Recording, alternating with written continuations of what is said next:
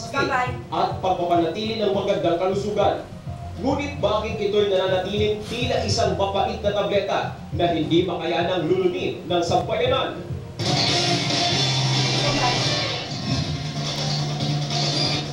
Nagbabalik po ang political watch at sabi nga po maganda ito daw po ay bitter pill to swallow ang bubulang health issue na ito. Tito Joe, mukhang walang nagkakaisang opinion tungkol sa bagay na ito. And we will expect, of course, intense, heated, and protracted debates in the House of Representatives.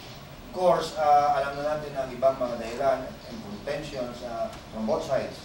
Kaya nga, tumutok lang kayo sa issue nito. To start our discussion on this, let me introduce our guests this evening. Of course, ladies first, ika nga, with us this evening is a Vice Chairman of the Committee on Appropriations and the Vice Chairman of the Committee on Trade and Industry of the House of Representatives, representing the 1st District of the province of Zambales, and another Congresswoman Mitos Magsaysay.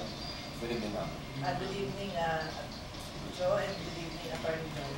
And of course, with her this evening is a Congressman representing the 2nd District of Panganyan City. Dati siyang Postmaster General, is a graduate of the United States Naval Academy in Annapolis, Maryland. Dati siyang champion boxer and now champion debater. Dati siyang National Security Advisor of our country. And that is our Congressman Roy Logos.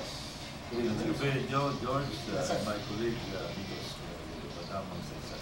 And both of them are anti-RH bill. So later, sa sulot natin ng mga discussions and episodes, ang imbitahan naman natin ay ang mga pro. Dahil mas lalong iinit yung issue. Para lalong pero mas maganda simulan ko na dito, Joe, ang tanong. Kay Ma'am ko na po muna. Ma'am, ano po ang mga nakikita niyong objectionable features or provision yung panukalang batas na yan ni Congressman? Well, as far as I'm concerned, kasi I don't believe that the government should be the one to procure contraceptives and to be given to our people. With the limited funds of government, kasi I feel that we should use the limited funds of government for more worthwhile purposes. And instead of buying contraceptives and condoms, we should buy medicines that will save lives or prolong life. Pero sir, hindi po ba narinig din namin at napanood namin sa isa sa mga interviews nyo na dinipensahan nyo na hindi naman issue ito ng overpopulation? Hindi ba talaga tayo overpopulated? Alam nyo kanina doon sa introductory statement, yung sabing lumulobong populasyon, no? Masyado exaggerated eh. Kasi tingnan nyo, ang populasyon, katulad dito sa kwarto na ito, ilan tayo dito, napakaluwag dito. Pero siguro mga 10 tayo dito sa studio. Pero kung nasa tayong telephone booth, kahit na 4 lang tayo, overcrowded. Pero sa ngayon, pupunti ang populasyon dito. Ganon din population density ang Pasihan. Ano ba ang Pilipinas pagdating sa population density? Pang 42 tayo sa buong daigdig sa mga a little over 100 countries. Ang ating population density halos kalahati lamang ng population density ng mga bansang katulad ng Taiwan. Matagal na silang yung population density nila, mga siguro 30 years ago, katulad na sa atin.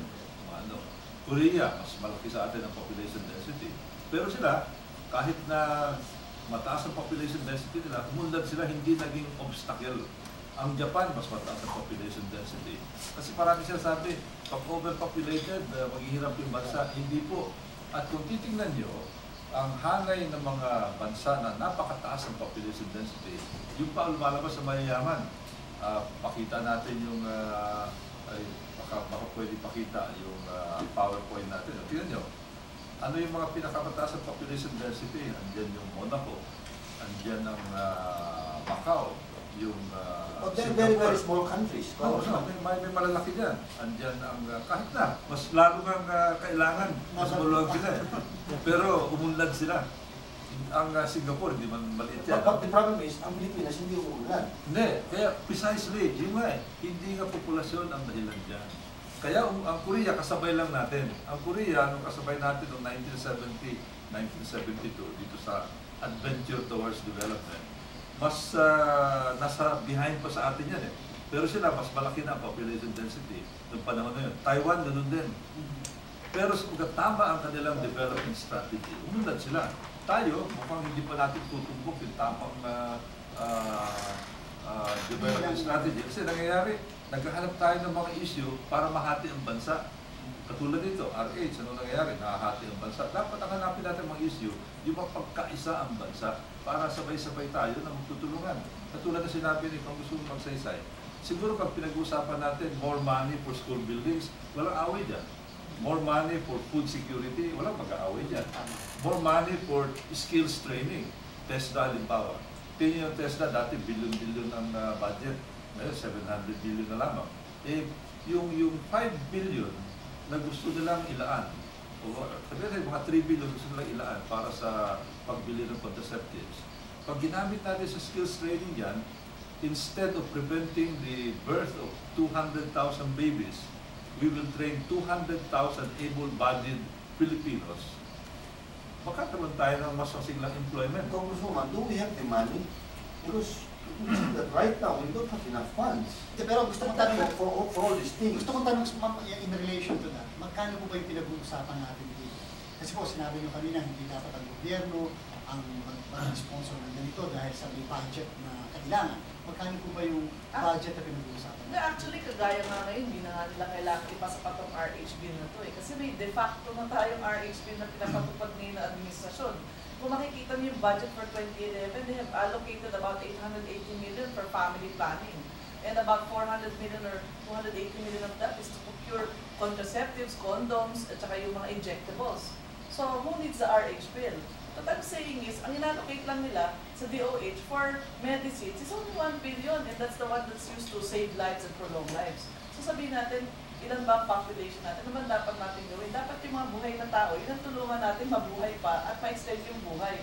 Kaya sa akin nga, wrong priority itong paglalaan ng pondo sa contraceptives at condom. Sa tingin ko, ang pagkakamali ng gobyerno, siguro, na hindi lang ng administrasyon na to, even the past governments, we did not use yung policy natin how to utilize yung wealth natin, which is people.